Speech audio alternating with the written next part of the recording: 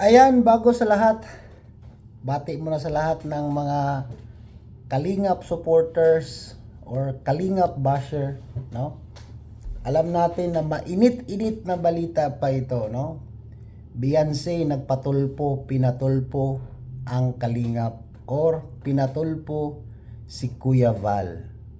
Sa tingin niyo, tama or mali? 'Di ba? Ano sa tingin niyo? Tama ba si Beyonce? Tama ba yung magulang ni Beyonce? Tama ba yung sinasabi ni Attorney Garrett sa Rapi Tulfo in Action? Or tama ba si Kuya Val? No? Para sa akin, parang nagiging one-sided siya. Bakit?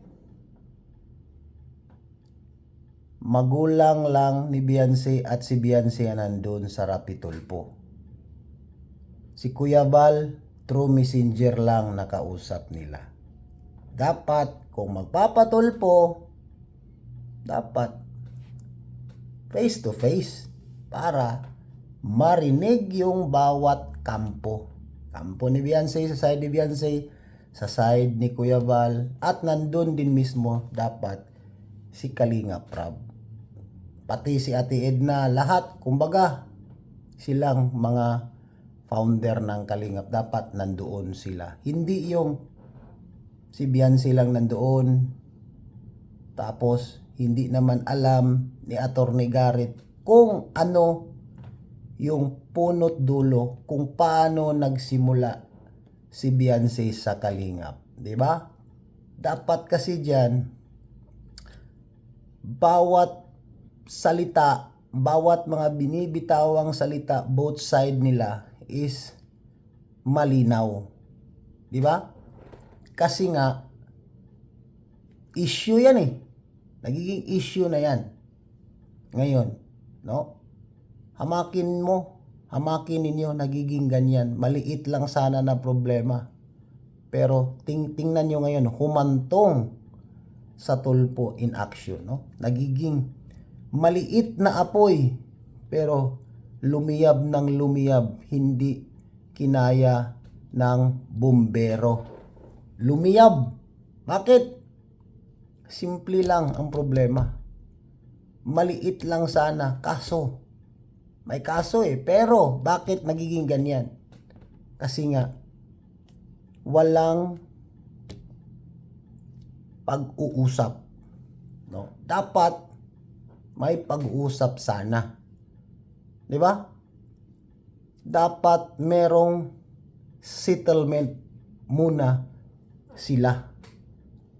Tama yung sinasabi ni Kuya Val sa doon sa pag-uusap nila through messenger sa Rapi Tulfo na dapat mag-usap muna sila sa barangay. And then sabi ni Attorney Garrett na tatanggalin yung lahat ng mga video na nandun si Beyonce. Para sa akin, yung mga video na lumang video, hindi na yung kasali. Kung gustong tanggalin yung mga video, dapat yung mga bago lang. Hindi yung mga sinaunang mga video pa na kailangan tanggalin yun. Kasi before pa yan, binablog nila si Beyonce. Nagpapaalam sila muna kung papayag ba silang gawan ng content. Okay? Papaliwanag ko. No? Before yan magawa ng content si Beyonce, hindi yan nagiging love team diretso. Okay? Bakit? Nung nakilala ba si Beyonce ni Dr. Love, pinasa ni Kalingap Rab, ni love team ba diretso? Di ba hindi?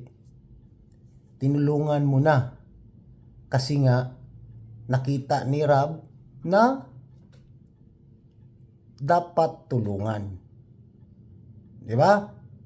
Kasi nga charity vlogger eh. Charity vlogger. So kailangan yun yung content nila, pagtulong sa mga dapat tulungan. Okay? So nag-iisip si Rab na magkakaroon ng dagdag views para makadagdag tulong sa mga kailangan pang tutulungan. Nilab team ni Rab, si Beyonce, ni Ido. Kaya nagkakaroon ng love team na IDSI. Nung pumatok sa takilya, marami ng mga sponsor na pumapasok, marami ng tumutulong, nagpaabot ng tulong. Kaya dumating sa punto na nagkakabahay na si Beyonce. Nandahil rin sa Kalingap at sa mga sponsor. Tama or mali? Di ba? Kasi si Kuya Val mismo nagsabi na kung views lang ang pagbabasihan, hindi nila lahat kayang mabigyan ng pabahay. So malaking tulong ang mga nag-i-sponsor sa Kalingap. Kaya maraming salamat sa mga patuloy na nagbibigay ng tulong sa Kalingap, lalong-lalo na yung mga sponsor, at isa na rin dyan ang mga viewers na mga nanonood ng content sa Kalingap. Napakalaking bagay yan para makapagpatuloy sila sa pagtulong. So ang nangyayari ngayon, parang nabigla ang lahat, nabulaga ang lahat nung makita yung live sa Rapi Tulfo na nandun yung magulang ni Beyonce at saka si Beyonce na nagre-reklamo doon. Pero kulang kulang yung detalye, kulang ang oras, hindi talaga totally na himay-himay. No? Dapat kasi para magiging malinaw ang lahat, dapat himay-himayin yun. Isa-isahin kung ano talaga ang dahilan kung bakit nagiging ganyan. So, pati mga viewers, basher man o solid Kalingap or anti-Kalingap, gulat silang lahat. Bakit? Parang may bombang sumabog. Parang may bombang sumabog. Di ba? Kaya, kung ano man ang nangyayari ngayon sa Kalingap, kung sobrang init ang issue ngayon, nandyan na yan, harapin na lang nila. Okay? Marami akong nababasa doon sa comment, sa live section ni Rapi Tulfo in Action na mga ganito ganyan. Walang hindi marunong lumingon sa pinanggalingan, di ba? Wala tayong magagawa doon. Bakit? Pera ang pinag-uusapan. Pag may pera talaga, mainit-init yan. Alam nyo, pag pera, sobrang init yan. Pangalawa yan sa pinaka-powerful kaysa Panginoon ang pera. Diba? Nagkataon pa na merong event ngayon si Kuya Val na kasal doon sa Daet, no?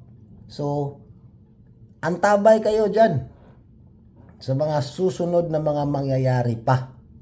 Okay? Painit ng painit ang issue ngayon dyan sa Kalingap, no? Although tayo, Kalingap tayo, wala tayong ibang pinupunto dito, gitna lang tayo, ha? Para magiging patas tayo. And then gusto ko lang linawin sa lahat na hindi natin binabash si Beyonce, magulang niya, ang Kalingap, hindi natin binabash. Solid Kalingap tayo, pero gitna pa rin tayo. Kahit sabihin natin solid Kalingap tayo, nasa gitna lang tayo. Hindi tayo pwedeng dumapig sa kanila. Porket Kalingap tayo, dapat linawin natin ang lahat. Kung gusto nilang lumabas sa Kalingap, walang problema yon. Lumabas sila ng gusto nila. Basta magpaalam kayo ng maayos. Hindi yung para tayong para tayong tinira sa likod na hindi natin alam. Magugulat ka na lang, sumabog bigla.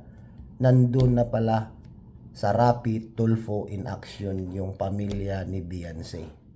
Walang taong viewers ngayon sa Kalingap na hindi nagugulat. Gulat na gulat ang lahat, para kang tinamaan sa bulagta talaga, sa totoo lang.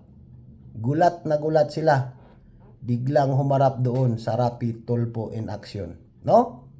So, abangan, continue tayo sa mga susunod na ating vlog. Maraming salamat. Bye-bye muna pansamantala. Bye-bye!